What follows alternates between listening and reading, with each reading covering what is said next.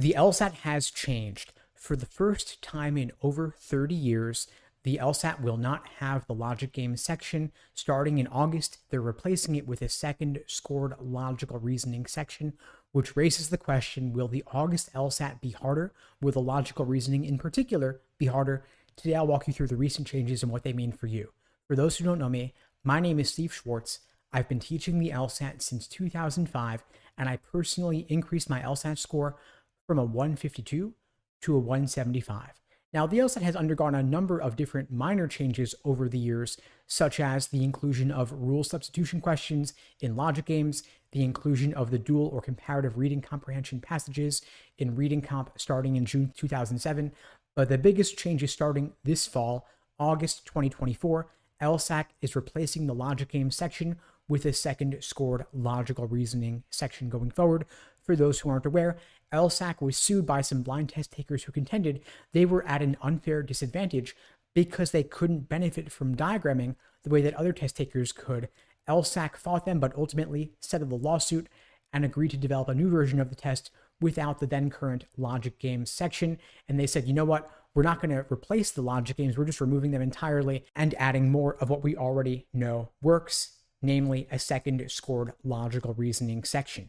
Now, for what it's worth, LSAC has said on their end, they are not looking to make the LSAT harder. They are not introducing any radical new type of question on the LSAT.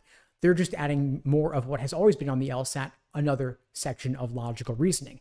However, indications, reports from students who took the LSAT going back several months, even back to November, have been indicating that LSAC is testing out logical reasoning sections containing more questions involving quantitative reasoning, meaning questions involving formal logic, numbers versus percentages, absolute versus relative values, meaning that because LSAC is not testing these concepts in the logic game section anymore, because there isn't going to be a logic game section anymore, it could be that LSAC will include an increased proportion of questions of these types in logical reasoning starting in August.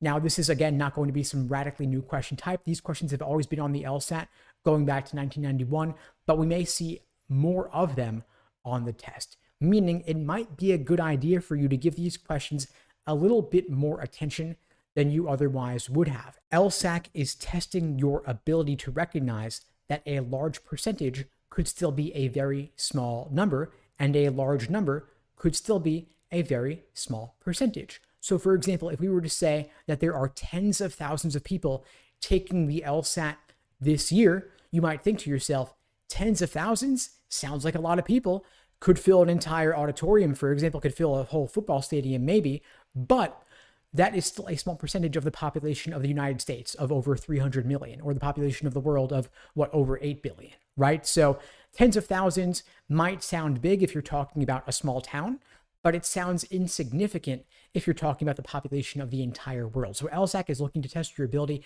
to recognize these nuances, these distinctions, and the fact that a large number may not actually be a large percentage, and vice versa. And so work on these going forward. This does not mean the LSAT is going to be harder, or that logical reasoning in particular will be harder, unless, of course, you don't like math, in which case you personally may want to brush up on these concepts. Now, we have gotten reports that students who took the April LSAT, those who took the June LSAT, their official LSAT scores in many cases came back lower than they were expecting. Of course, those posting on Reddit are a self-selecting group. It may be an unrepresentative sample, but it could also be that LSAC is looking to dampen down some of the recent LSAT score inflation.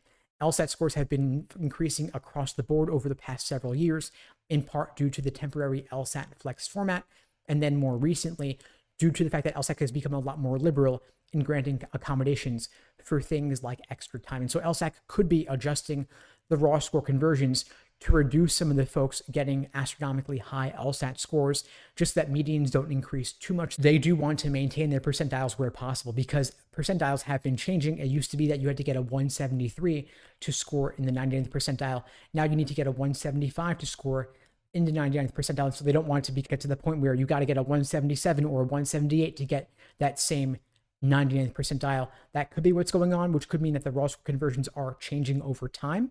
We'll see what happens when the next data gets released. But in the meantime, keep studying. If you'd like my help, of course, you could check out the links below to book a call, with me and my team. And in the meantime, I wish you all the best and take care.